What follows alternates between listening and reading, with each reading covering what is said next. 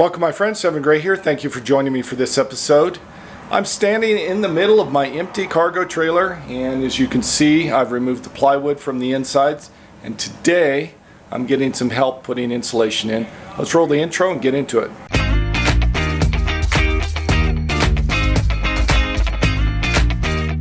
This video is sponsored by Renown Cargo Trailers. I've got my sun hat on. Construction is beginning. Doug is here. Doug is from Colorado Springs area. You've seen him in a few videos before. He's actually the very first person to help me out with my step van, putting a bed into the back of it, teaching my very first skills with cutting 2x4s and using screws and things like that.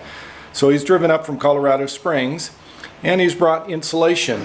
What I don't think I've told before is that about 2.5 months ago, while I was in Florida, I couldn't find insulation. I called up to Doug and he found some insulation at his local Home Depot, which I purchased. Actually, he bought it. I reimbursed him like 2.5 months ago. So this was well prior to all of my financial problems. So today he's brought up the insulation. Let me show you. Over here we have a bunch of insulation. We pretty much bought out everything that Home Depot had. This is 2-inch polyiso foam here and 1 inch over there. 2 inches is going to go into the floor. So today we're going to try to get 2-inch polyiso on the floor, and then we have new floor sheets down below. I guess that's not particle board, chipboard, whatever that thing is called. Anyway, we'll be putting that in today with some furring strips, and if we can get to it, we'll be putting 1 inch in the wall. So 1 inch in between each of the metal posts, and then a second layer of 1 inch that will go over the top of the post to bring it out to 2 inches. Not doing anything with the ceiling today. In addition to Doug coming up from Colorado Springs, Ron from Oregon, that you've seen in a number of my videos, the solar expert, he's great with electrical stuff, is also here in Denver today. He originally just wanted to come hang out for coffee. I said, well, I can't hang out and do coffee today, but I'm doing my build. If you're interested in dropping past and look at it. So he's over here and he's helping me with some electrical stuff. So this is Ron that you've seen in a few videos before. Ron, you want to tell them what you're doing today? Oh, yeah, some simple stuff, rewiring some existing wires to run the lift on the front off the house batteries. The electric jack. The electric jack, and just cleaning up the electrical system, making sure we have enough power to do all the stuff he wants to do long term. Yep. So, minor stuff. He did a pretty good job so far, so I'm very impressed. Yeah. He learned a lot on the last build. And I guess there's one component we're going to swap out. He just did some measurements on it, and that's my 24 to 12 converter that steps everything down from my 24 volt system to 12. Right. And you said it's 12.1. It's not kicking out enough power. Not enough for your diesel heater. Right. Yeah, you need at least 12.8 to run a diesel heater. Right. So I'm going to be upgrading that component. Let me show you that. That's something we're going to do probably a few weeks down the road, but in the near future. And that's just to get, well, any of my 12 volt components, I need that to get running. Yeah, it helps them get higher voltage. You'll want to run it, your 12 volt system at about 12.8, 12.9. That's basically tells you you've got a pretty much full battery, and they like it that well. So, and then Ron's here to help out, give some moral support for all of the crisis situation I'm going through. So thank you, Ron, for being here for that. You're welcome.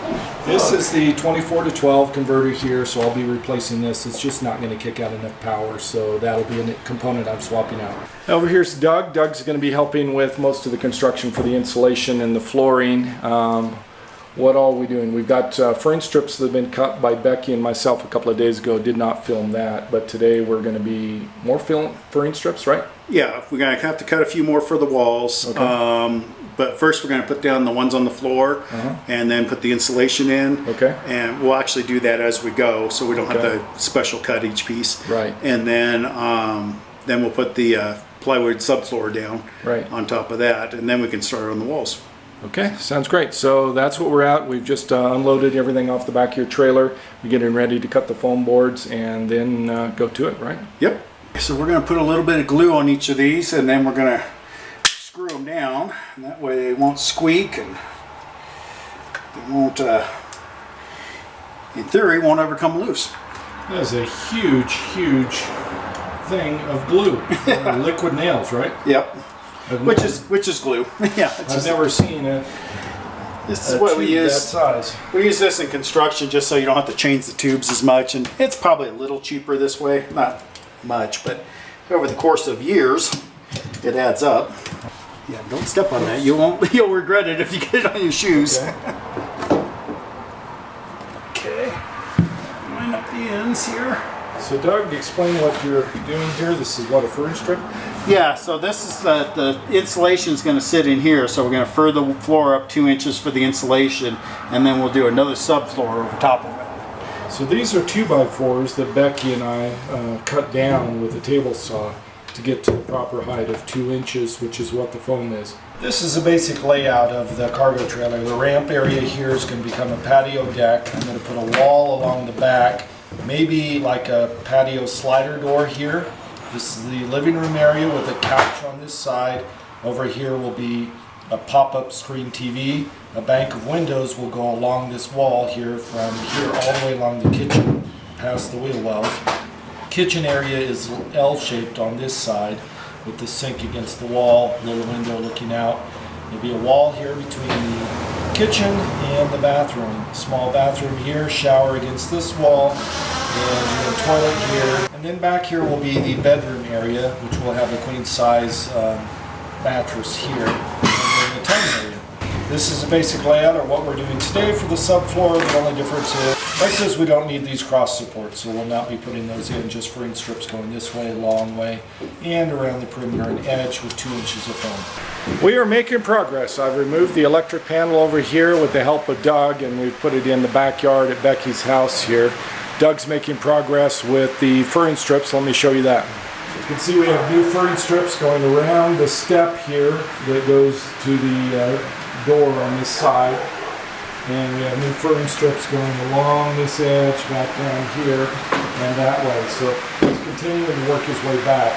The new subfloor won't go the entire distance of the existing floor. It'll go 1 foot short of the end, and that's going to be a mini garage space with the new wall. So I'm going to use this ramp as a patio deck. It will be down whenever I'm parked and camped and level. And then there will be a new wall that will be inside the back of the trailer by 1 foot. So new wall is going to go right to here on this side and go side to side. Let me give you an update. It's been a couple hours since I last shot video, and I've been really busy working on the project, trying to pitch in and do my part. Let me tell you what's been going on. Becky and I ripped a bunch more of 2x4s, and we're ripping these down to 1 inch fern strips that are going to go on the walls. So we ripped down an additional bunch of these boards here. Because I was helping her feed these through the thing, I didn't shoot any video during that because I wanted to be there for her and help her get those ripped. So we're using this table saw out here, so we did it all right here. Ron has been at work. He has rewired the power jack that is on the trailer. Since I'm no longer using the dedicated battery that came with the trailer, and I'm using my new lithium batteries, we're rewiring, running wires extra distance up to where those are. So he's rewired this jack here to have new wires to go to the back. He's also rewired this here with a new safety release, because this was stolen in the truck and I no longer had the cord or the key to release it, so I had to buy a whole new unit and put that in.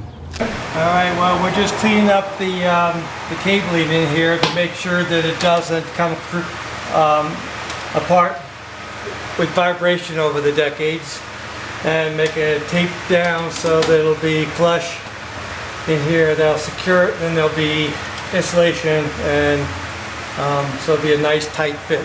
So we're upgrading some of the connection points that were done in this. Again, this was meant to be used as a cargo trailer rather than the way I'm using it for a living space. A bunch of the wiring doesn't really make sense. Like here, they have a connector, and a connector. 2 of these are not even needed, so we're not sure why those are there. So things like this are being replaced.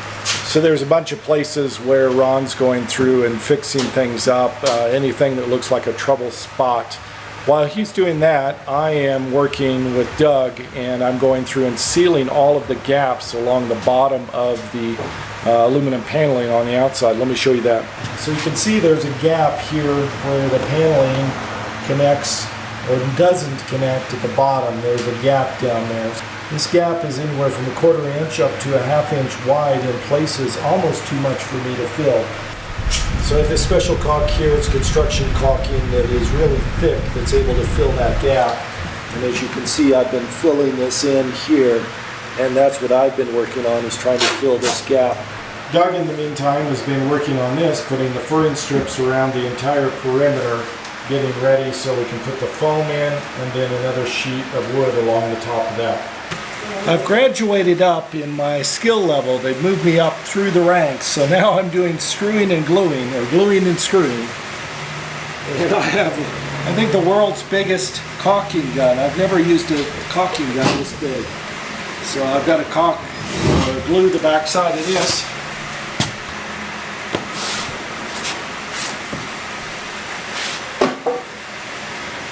So I caulk the back side of this 2-inch furring strip here, and I flip it over, glue it to the floor, screw it down. So I just got to pull it out, flip it over, rub it a little bit, using square head screws here. These are 3 inches.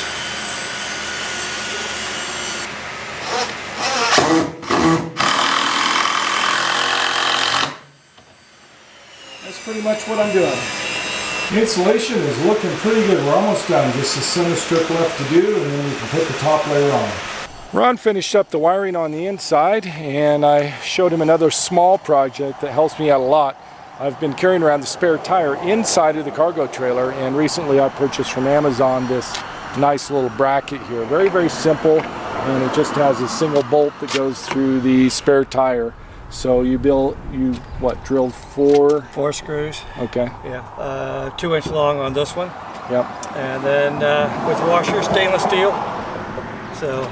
And right into the beam, the post that goes up and down. Yeah. So that should be a good location. My thought is put it on this side. I'm going to have a diesel heater, diesel tank on the other side over there. So I wanted this on the passenger side, and it needed to be moved in. So this is good positioning for me. Thank you, Ron. All right, Doug is putting in the last full piece here, and then all the insulation will be in the floor. Nice fit there, Doug. Well, except for up there.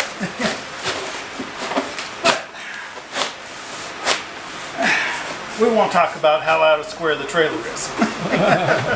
All of the insulation is in, and now we're starting to work on the subfloor, the actual wood. What kind of wood is this here? OSB. OSB, okay. Oriented strand board. I think I got it wrong before. And according to Doug, who I understand has been a licensed general contractor for many years, this is actually stronger than plywood. Is that correct? In a floor situation. In a floor situation. Not in a shear situation. Okay. Yeah. All right. So this is an ideal choice. By the way, this is a donation from Doug because, you know, I'm going through sort of a financial crisis right now. So he has contributed this as well as his time today to help me out so that I'm not out of pocket. So many thanks to you for helping out with that. Doug just mentioned to me that this was all he could get. He couldn't get the normal plywood that you would put down on the floor just due to shortages and the high demand right now. So this is the best he could do, and I think it's going to work perfectly for my needs. Over here you can see I've trimmed off some of the insulation, the spray foam stuff. Ron was hard at work on this side, trimming off all of this. Over here was done by Ron, so many thanks to him. And the new flooring, you can see it's half in. And we got Ron back here who is supervising this whole thing, so many thanks to Ron for that. So making lots of progress, not as fast as we anticipated. We're probably not going to get to the walls today, but definitely going to be able to get the floors in. It is a little bit after 5 o'clock, so we're trying to get in these last few pieces and then call it a day. It's the end of the day, 6 o'clock here. We are putting in the last piece of the floor.